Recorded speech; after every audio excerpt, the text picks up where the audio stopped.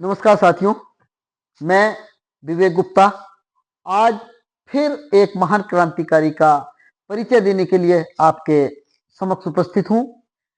गणतंत्र दिवस 2026 निकट है।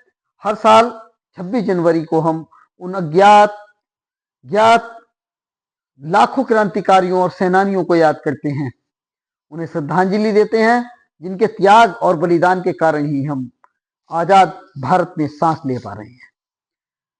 विवेक पुस्तकालय सादीपुर की ओर से यह श्रृंखला मेरे द्वारा शुरू की गई है, जिसमें 26 जनवरी तक हम आपको ऐसे ही जनपद बिजनौर के महान क्रांतिकारियों से रूबरू कराएंगे, उनके कार्यों से और उनके द्वारा दिए गए बलिदान से आपको परिचित कराएंगे और उत्तर प्रदेश के महान क्रांतिकारियों का परिचय भी आपके समक्ष रखेंगे। आज का वीडियो ग्राम उदयपुर जिला बिजनौर के महान क्रांतिकारी श्रद्धेय तुंगल सिंह तथा उनकी पत्नी महान क्रांतिकारी श्रद्धेय भागीरथी देवी पर केंद्रित है। आज का वीडियो में दी गई जानकारी ग्राम फीना निवासी इतिहासकार इंजीनियर हेमंत कुमार जी के शोध आलेख और पुस्तक ग्राम फीना के स्वतंत्रता संग्राम सेनानी और उनकी संघर्ष गाथा पर आधारित है। तो बात करते हैं तुंगल सिंह जी और भागीरथी देवी की। ये दोनों जनपद के बड़े महान स्वतंत्रता संग्राम सेनानी थे।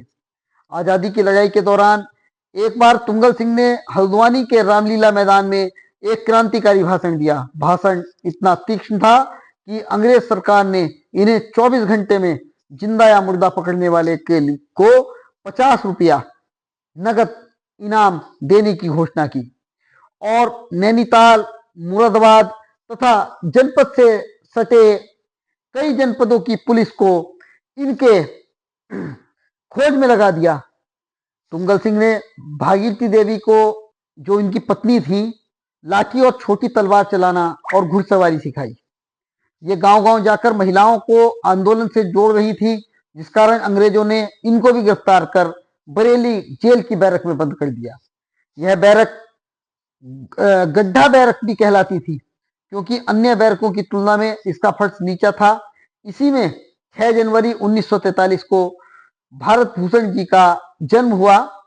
इनका नाम उसी बैरक में बंद सरोजनी नायडू, जो बाद में उत्तर प्रदेश की राज्यपाल रही, उन्होंने रखा। भागीरथी देवी सजा काटने के बाद अपने पुत्र के साथ बाहर आई तो फिर से घुड़सवारी कर गांव-गांव जाकर महिलाओं को आंदोलन से जोड़ने लगी।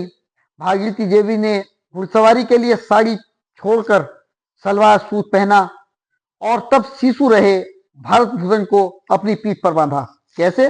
जैसे महारानी लक्ष्मीबाई अपने पुत्र को बांधकर लड़ती थी, उसी तरह भागीरथी देवी ने अपने पुत्र को पीठ पर कपड़े से बांधकर संघर्ष किया और वह रानी लक्ष्मीबाई की तरह लड़ी तो नहीं, लेकिन और महिलाओं को क्रांति आंदोलन से जोड़ा। और उनका यह भी बड़ा बलिदान रहा, क्योंकि उस समय पर काफी रूढ़िवादिता थी।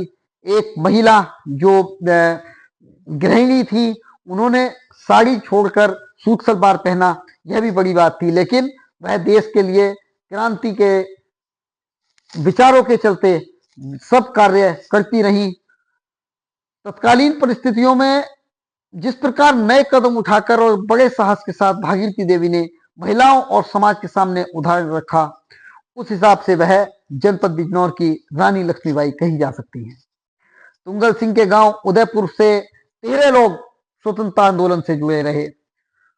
यह एक क्रांतिकारी गांव रहा। जनपद के क्रांति इतिहास में इस गांव का महत्वपूर्ण योगदान रहा।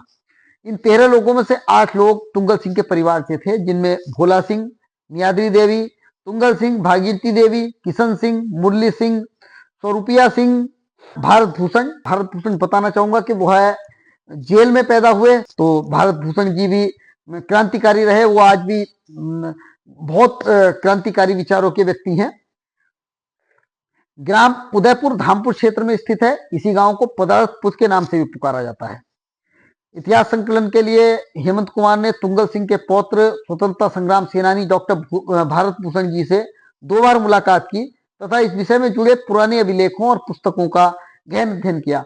हेमंत जी ने क्षेत्रीय इतिहास संकलन एवं लेखन अभियान की स्थापना की और जिले के ज्ञात अज्ञात स्वतंत्रता संग्राम सेनानियों पर अथक परिश्रम कर अद्वितीय शोध किया। साथियों, इसी के साथ आज का वीडियो समाप्त करता हूं। कल फिर नए वीडियो के साथ एक महान क्रांतिकारी के बारे में आपसे चर्चा करूंगा। यह वीडियो आपको कैसा लगा, अपनी राय कमेंट बॉक्स में जरूर दें और इसी प्रकार की वीडियो देखने के लिए जुड़े रहें विवेक की बातों से। नमस्कार।